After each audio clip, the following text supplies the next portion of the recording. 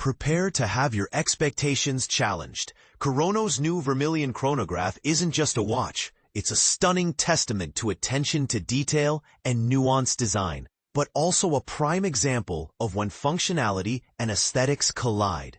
Honor the tradition or question the choices. Let's dive in and see where you land. Hajime Asaoka once again proves his mastery by unveiling the Vermilion Chronograph Shu, a timepiece that instantly captivates with breathtaking visuals and a masterfully balanced composition. Housed within a completely polished 316L stainless steel case, the watch keeps things refined with a 38mm diameter and a thickness of 13.5mm, stretching 46.8mm from lug to lug, all topped with a double-dome sapphire crystal that gracefully mirrors the lines of its stationary bezel. Now, here's a point guaranteed to spark some debate among wristwatch enthusiasts. Should Kurono have offered a larger 40mm or even 42mm case? With a 7-inch wrist myself, the current size feels just slightly undersized. But regardless of personal fit, this model is a testament to the idea that subtle details and minimalist beauty truly set standout watches apart from the rest. The dial itself is a showcase of refined artistry. It features the beloved twin-register layout with deep black snail-pattern counters highlighted by metallic surrounds, set against an intense, almost electric orangey-red background, and accented with raised spherical markers. The watch's bent fouille hands and the perfectly balanced date at 6 o'clock push the entire piece toward near design perfection. And this is the part most people miss. Every choice here, from the vivid color to dial symmetry, feels intentional, drawing even newcomers into the world of high-end watchmaking. But here's where the development process becomes truly fascinating. Asaoka, never content to leave things to chance, reveals a behind-the-scenes glimpse into Kurono Tokyo's meticulous dial testing routine. During product development, they subject dials to rigorous ultraviolet exposure tests.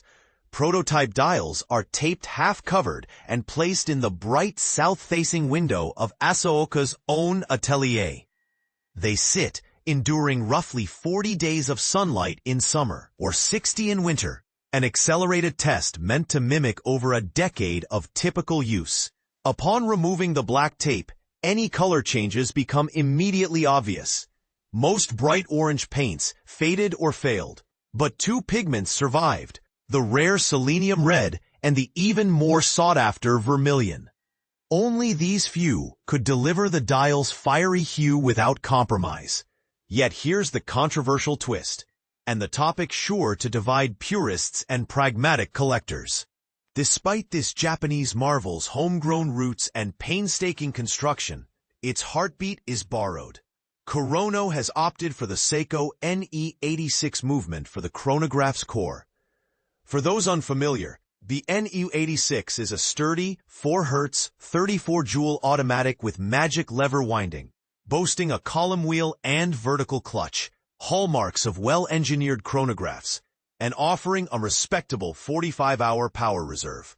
Still, its -15 plus 25 seconds per day accuracy is less impressive for a luxury timepiece, and this caliber commonly appears in far more accessible watches. Some aficionados might wonder, is it right for a brand that markets exclusivity and refinement to rely on a readily available outsourced mechanism? Price also brings heat to the debate. Priced at $4,072, the Vermilion Chronograph faces stiff competition from legendary chronographs like the Omega Speedmaster on the pre-owned market, frequently purchased in the same price tier. This Kurono commands about $500 more than a previous model, mostly thanks to tariffs atop import costs. Despite both watches having the same base movement, though this version didn't require a date wheel modification.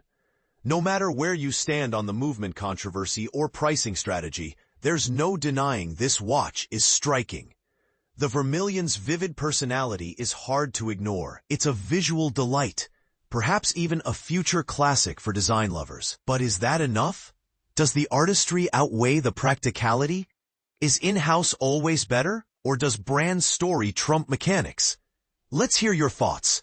Do you believe a luxury chronograph must always feature an exclusive movement? Or does masterful design and thoughtful color innovation justify the price?